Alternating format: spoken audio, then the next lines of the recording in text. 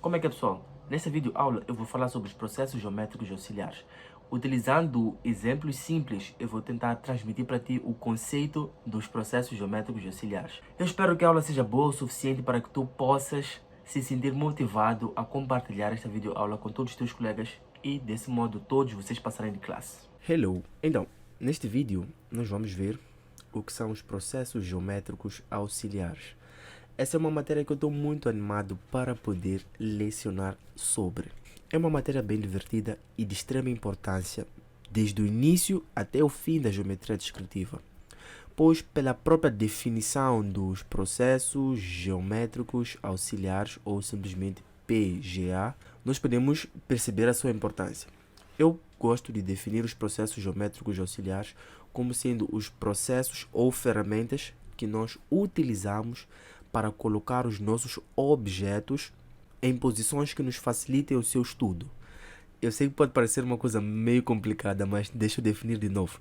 São ferramentas ou processos que nós utilizamos para colocar os nossos objetos numa posição em que nos facilita o estudo. Vamos lá, quando falamos de objetos em geometria descritiva, nós podemos estar a falar de um ponto A, podemos estar a falar de uma reta B, podemos estar a falar também de uma figura plana, ou, por final, podemos estar a falar do conjunto de figuras planas que acaba formando um sólido. Tudo isso são objetos. Então, os processos geométricos auxiliares colocam estes nossos objetos numa posição em relação aos nossos planos de projeção que facilita o nosso estudo. Eu imagino que tu já deves ter escutado sobre verdadeira grandeza. Verdadeira grandeza nada mais é do que o termo que nós utilizamos para designar um objeto que se encontra com as suas medidas reais, com a sua forma real. Por exemplo, nós podemos ter a projeção no plano frontal de projeção de um triângulo, não, uma reta, assim. E podemos ter a figura no espaço, assim. E no plano horizontal de projeção termos a sua outra projeção. Ficaria mais divertido se eu pegasse cores diferentes. É assim, com base na posição desta reta em relação aos planos de projeção, nesse caso o plano frontal de projeção e o plano horizontal de projeção, nós podemos considerar as suas projeções como estando em verdadeira grandeza ou não estando em verdadeira grandeza. Quando as nossas projeções não se encontram em verdadeira grandeza, ou seja, não estão com as suas medidas reais, mas nós precisamos saber, por exemplo, quais são as medidas reais da nossa reta ou do nosso objeto, nós partimos para os processos geométricos auxiliares. Esses processos geométricos auxiliares pegam o objeto no espaço, colocam numa posição em que a consequência dessa posição é ter as projeções com a sua verdadeira grandeza. É uma coisa muito simples. Tenha em mente que processos geométricos auxiliares fazem com que as nossas projeções fiquem na posição que nós queremos, podendo colocar em verdadeira grandeza, como também colocando fora da verdadeira grandeza. É perfeitamente possível. Podemos fazer o caminho inverso. Eu podia muito bem terminar aqui e eu ficaria satisfeito, pois já apresentei o que são os processos geométricos auxiliares e só de ter essa definição, tu já podes começar a treinar muita coisa. Então vamos lá. Eu preparei aqui 3 exemplos, 3 cenários em que nós podemos ver a necessidade de utilizarmos os processos auxiliares na prática. Nós temos aqui do nosso lado esquerdo uma reta que, pelas suas projeções, nós já conseguimos concluir que nenhuma delas está em verdadeira grandeza. É mais fácil para mim diagnosticar que essas projeções não estão em verdadeira grandeza do que para uma pessoa iniciante. E eu entendo isso. É muito simples. Se as duas projeções da reta estiverem oblíquas em relação ao eixo X, isso geralmente é um indício de que as duas projeções não estão em verdadeira grandeza. Se uma das projeções estivesse assim, paralela ao eixo X e a outra oblíqua, esta que estivesse oblíqua estaria em verdadeira grandeza. Então, são coisas que nós vamos ver um pouco mais para frente. Só queria compartilhar um pouco de como é que eu avalio para saber se essas projeções, uma delas está em verdadeira grandeza ou não. Depois temos também aqui no meio este caso de uma figura, nesse caso um quadrado assim tendo um plano de topo, em que de imediato, seguindo a mesma lógica que seguimos aqui no primeiro caso, já dá para ver que esta projeção e esta projeção também não se encontram em verdadeira grandeza. E como é que eu sei? Mais uma vez, é simples. É só ver, vamos lá ver, o segmento de A para B está oblíqua em relação ao eixo X. Se formos a ver na projeção frontal de A para B, também está oblíquo em relação ao eixo X. Se numa das projeções esse segmento AB estivesse paralelo em relação ao eixo X, então a outra projeção estaria em verdadeira grandeza. É uma coisa muito simples. Com o tempo nós vamos aprender um pouco mais sobre esse negócio de estar ou não estar em verdadeira grandeza e como fazer para que esses objetos tenham pelo menos uma projeção em verdadeira grandeza. E por final, nós temos este sólido. Eu não vou aprofundar e explicar sobre o sólido, pois é a mesma coisa que nós já vimos aqui atrás. Lembre-se que um sólido complexo pode ser estudado quebrando ele em pedaços pequenos.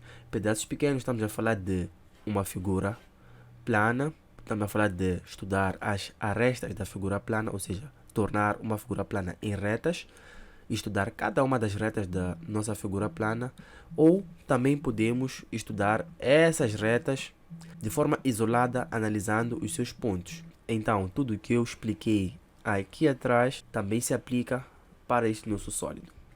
Vamos lá. Eu já falei de forma superficial sobre o que são os processos geométricos auxiliares, já dei uma definição, já expliquei qual é a sua importância quando eu disse que serve para nós colocarmos os objetos numa posição onde é mais fácil nós estudarmos. E também, caso nós queiramos saber, por exemplo, a verdadeira grandeza ou a verdadeira medida de um objeto, nós podemos optar pelos processos geométricos auxiliares. Mas eu ainda não falei sobre quais são esses processos geométricos auxiliares ou quais são as técnicas que nós podemos utilizar. É assim, nós temos três processos geométricos auxiliares como membros da nossa lista de opções. E o primeiro processo geométrico auxiliar que eu gostaria de mencionar é o rebatimento. O segundo processo geométrico auxiliar é a mudança de planos. E o terceiro método é a rotação. Ao nosso nível, pelo menos aqui em Moçambique, nós não abordamos este método de rotação. Nós focamos mais no rebatimento e na mudança de planos. De forma superficial, só para não deixar essas definições para uma aula futura, o rebatimento consiste em nós pegarmos o plano onde o nosso objeto está assente e rotacionarmos até interceptar um dos nossos planos de projeção. Vamos lá, vejamos o caso de um plano vertical. Nós podemos ter aqui o nosso plano vertical. O rebatimento, basicamente, consistiria em nós pegarmos este mesmo plano e rotacionarmos ele até interceptar o nosso plano frontal de projeção. E ele ficaria assim, pois ele ia girar assim nesse sentido até encostar o nosso plano frontal de projeção. Se nós tivéssemos uma figura aqui, essa figura também ia se deslocar até interceptar o nosso plano frontal de projeção. E nós sabemos que todas as figuras que estão no nosso plano frontal de projeção ou no nosso plano horizontal de projeção se encontram em verdadeira grandeza. E uma vez que nós estamos a dizer que levamos este nosso plano até interceptar o nosso plano frontal de projeção, quer dizer que a figura que estava nesse plano também foi para lá e uma vez que chegou lá, se encontrou em verdadeira grandeza. É uma coisa bem divertida.